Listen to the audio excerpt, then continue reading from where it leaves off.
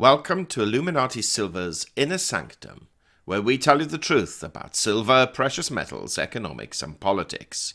Today is Thursday the 28th of February 2019, and we are covering the recent abandonment of the US-North Korea summit with no agreement in place and its implications. North Korea's leader Kim Jong-un and President Trump met in Hanoi, Vietnam, in order to reach an agreement on sanctions against and denuclearization of North Korea. Only last month, Trump's intelligence officials, including his own Director of National Intelligence, gave evidence suggesting that North Korea has zero plans to denuclearize, and in fact were doing the opposite, albeit covertly. Last June, the two leaders had their first summit in Singapore, which provided a great photo opportunity for both sides, but little substantive measures agreed upon save an ultimate goal of denuclearization and lifting of sanctions. This summit was meant to remedy that, with both sides having much to gain politically to a successful outcome. Well, late last night we discovered that the summit has in fact been cut short by 2 hours, and many are asking why, especially since Mr. Kim told reporters that if he was not ready to denuclearize, he, quote, wouldn't be here, unquote. And President Trump responding, quote, that might be the best answer you've ever heard, unquote. Trump also told reporters, quote, I've been saying very much from the beginning that speed is not that important to me. I very much appreciate no testing of nuclear rockets, missiles, any of it, unquote. After the announcement that the summit was over without an agreement, President Trump told reporters in a question and answer session that although much progress was made over the previous 2 days, the issue of removing all sanctions for what was being offered in return could not be agreed upon. It appears Kim Jong-un only offered a partial denuclearization of certain areas and not a full and complete denuclearization, and demanded that sanctions be lifted in their entirety. And this the US team could not agree to. In hearing of the ending of the summit, China's foreign ministry spokesperson Lu Kang told reporters, quote, everyone has learned from the experience of the past half-century that the resolution of the Korean Peninsula issue cannot be achieved overnight. China hopes that North Korea and the United States will continue to carry out dialogues to solve problems, earnestly respect each other's legitimate concerns, and continue to show mutual sincerity, unquote. However, a former US diplomat on North Korea, Joseph Yoon, said that the summit speaks to a, quote, lack of preparation, unquote. He continues, quote, you know, I've been to many summits. Usually they involve so much working level work, and in fact an agreement is a foregone conclusion. This time we saw very little preparation, and I worried about that. And we talk about Singapore not having substance, but at least Singapore will lay foundation.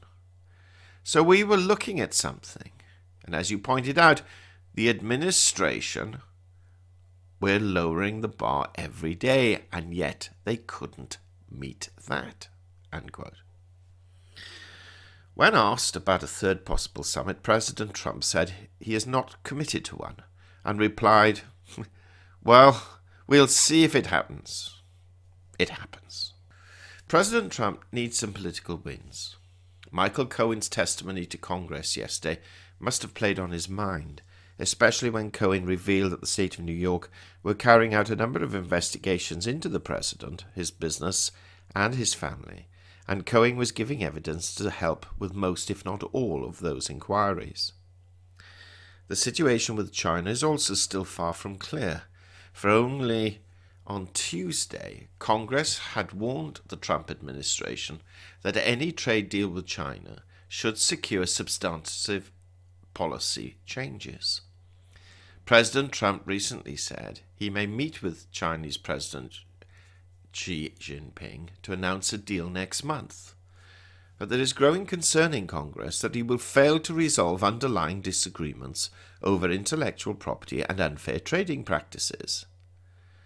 At a House Ways and Means Committee hearing, both Republican and Democrat lawmakers urged the Trump administration's top negotiator, Robert Lighthizer, to continue to take a tough approach.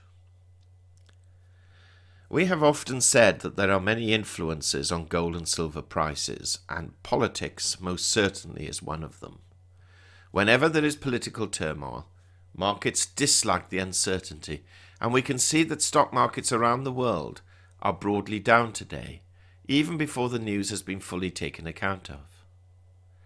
Now, this is also against a backdrop of falling gold and silver prices, with gold currently down some $8 since its opening this week and silver down 35 cents, much of the reason given being that the dollar has gained traction as a result in a rise in oil prices, putting upward pressure on US yields. So just imagine what would have happened to these prices if agreements with North Korea and China had been reached. In our estimation, we would see much higher stock markets and even lower gold and silver prices. Our concern now is that there is a serious danger, especially with Trump under pressure domestically with Congress, that he will revert back to his authoritarian position and restart issuing threats against North Korea and China, thereby increasing the political uncertainty we have already mentioned. Let's hope that won't be the case. Meanwhile, with rising oil prices, we can expect a further weakening in the gold and silver price. But with rising political tensions, we can see the fear trade re-entering. Which one will win? It all depends on the president. And who says politics has no influence? Disclaimer. Illuminati silver owners come from a background of banking, international wealth management and economics. Having now retired from these worlds, we are not qualified to give investment advice. Therefore, this and other productions must not be deemed to be giving such advice and merely represent the personal views of its owners.